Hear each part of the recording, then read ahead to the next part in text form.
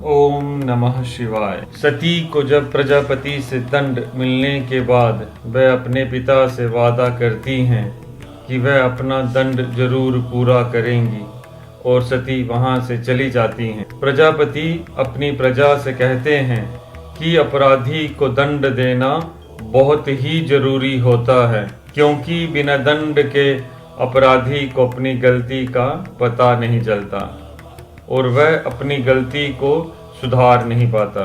प्रजापति कहते हैं कि जो कोई उनके नियमों की पालना नहीं करता तो इसका मतलब है कि वह इंसान उनको चुनौती दे रहा है और इन सब का हक उन्होंने किसी को नहीं दिया, और फिर चाहे वह इंसान उनकी पुत्री ही क्यों ना हो।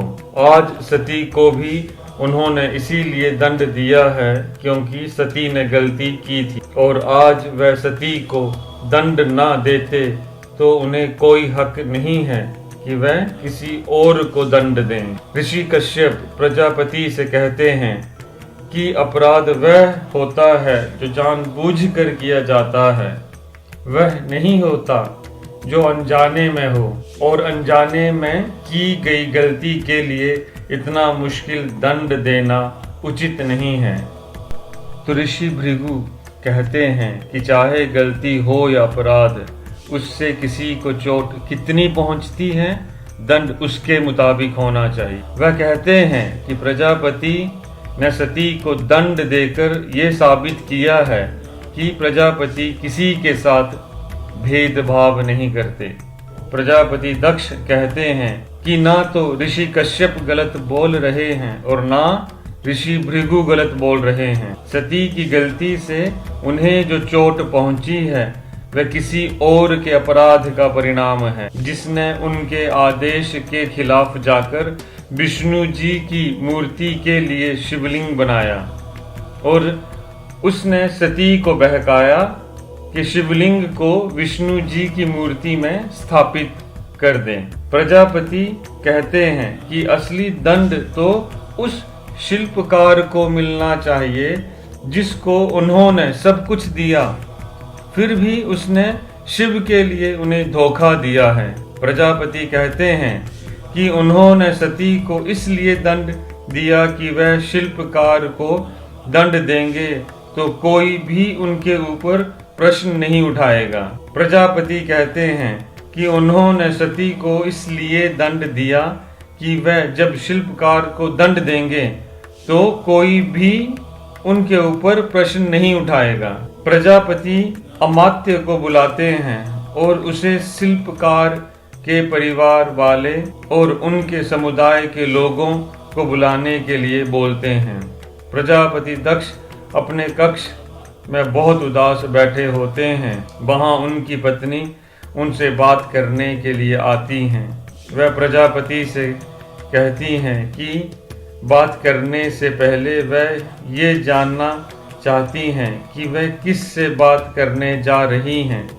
प्रजापति दक्ष बनकर बात सुनेंगे तो उन्हें मनु की पुत्री का सामना करना पड़ेगा, और अगर वह उनके पति बनकर बात सुनेंगे तो वह अपनी और अपनी पुत्रियों की मन की बात करेंगी।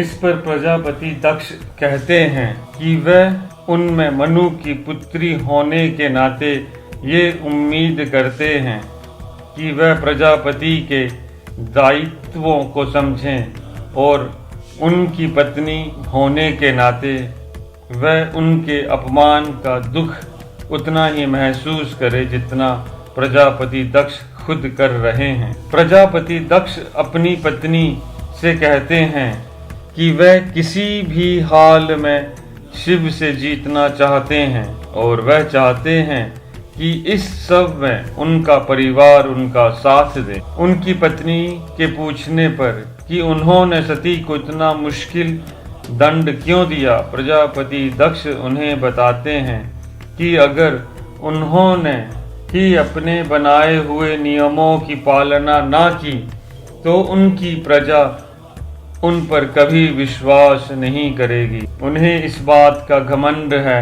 कि सती ने उनके मुश्किल दंड को स्वीकार की। ऋषि भृगु ग्रहों की दशा को देख रहे होते हैं। ऋषि कश्यप उनसे पूछते हैं कि वह इतनी चिंता में क्यों नजर आ रहे हैं। तो ऋषि भृगु बताते हैं कि उनको सती और प्रजापति दक्ष का भविष्य ठीक नजर नहीं आ रहा। कुछ ऐसा होने वाला है जिससे जानकर रूह कांप उठेगी।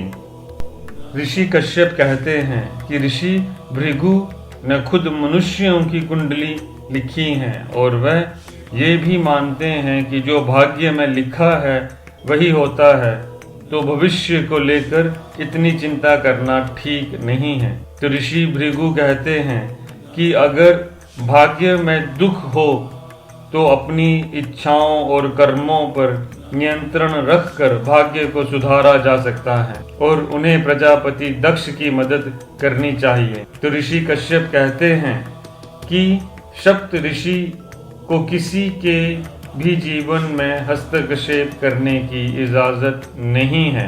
ऋषि भृगु कहते हैं कि नियति को स्वीकार करना और अपने कर्मों को न सुधारना निर्बलता है। ऋषि कश्यप नियति को बदलने का उपाय बताते हैं कि इंसान को अपने आप को भगवान को समर्पित कर देना चाहिए, पर प्रजापति दक्ष तो खुद को ही भगवान समझ बैठे हैं। ऋषि भृगु ऋषि कश्यप से पूछते हैं कि वह प्रजापति दक्ष के साथ हैं या नहीं। खयाति और अदिति सती के पास आती हैं और खयाति सती से नाराजगी से कहती हैं कि सती को पिताजी से माफी मांग लेनी चाहिए थी, ना कि इतना कठोर दंड स्वीकार करना चाहिए। अगर वह इतना मुश्किल दंड पूरा ना कर पाई तो पिताजी को फिर से बहुत दुख होगा। इस पर सती उन्हें कहती हैं कि वह हर हाल में अपना दंड पूरा करेंगी और अगर किसी कारण वह अपना दंड पूरा ना कर पाई तो पिताजी को दुख पहुंचने से पहले ही वह अपने प्राण त्याग देंगी।